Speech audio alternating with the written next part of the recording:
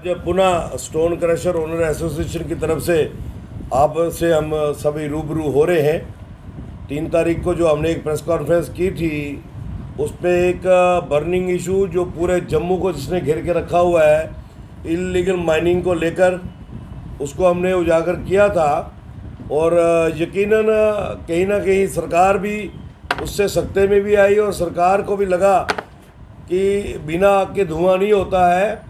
अगर ये registered unit holder ultimately media में इतने ना सिर्फ भावुक हुए हैं बल्कि अग्रेसिव भी हुए हैं, इसका मतलब हालात बहुत ज़्यादा ख़राब है। और रिवर तवी को लेकर अक्सर हम लड़ाई लड़ते रहे हैं कि जो ऑनरेबल हाई कोर्ट ने माइनिंग को स्टे किया है वो गवर्नमेंट को स्टे वकेट कराना चाहिए, क्योंकि ये रिवर तवी कईयों घरों की रोजी रोटी होने के साथ साथ सरकार का भी एक बहुत बड़ा साधन है। ये नेचुरल बेड मटेरियल है और गवर्नमेंट का ये रिसोर्स है, ये मेरा या आपका रिसोर्स नहीं है। गवर्नमेंट उसको आउटसोर्स करती है, उससे कईयों घरों की रोजी रोटी चलती है। लेकिन बदकिस्मती ये रही कि ऑनरेबल हाई कोर्ट की नज़रों में वो फाइलों में बंद है और सरेआम उसमें माइनिंग चलती है। और उसे अपनी माइनिंग की चोरी को छुपाने के लिए सरकार के चंद महानुभावों ने हम यूनिट होल्डर्स को बलि का बकरा बनाया।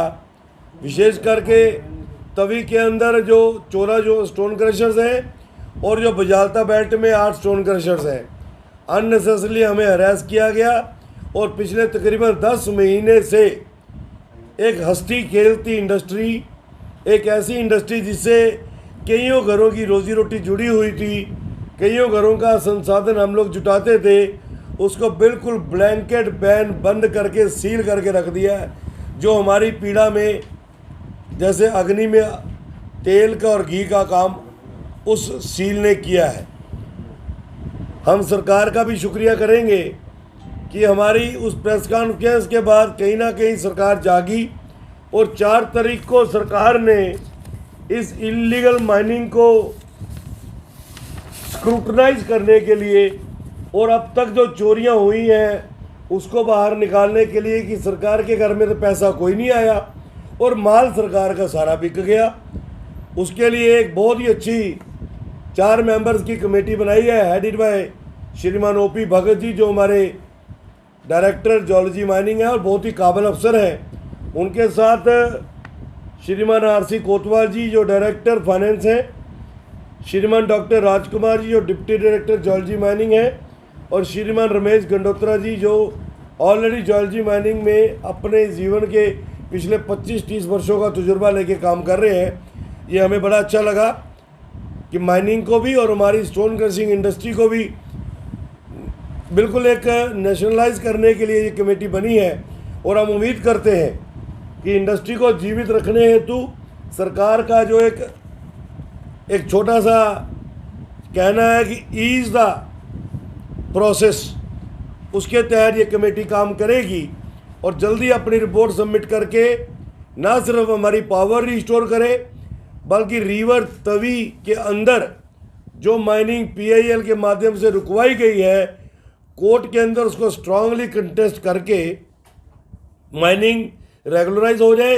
ये चोरी के झंझट, ये गाली गलौज, ये गुस्सा, ये सारा ठंडा हो जाएगा।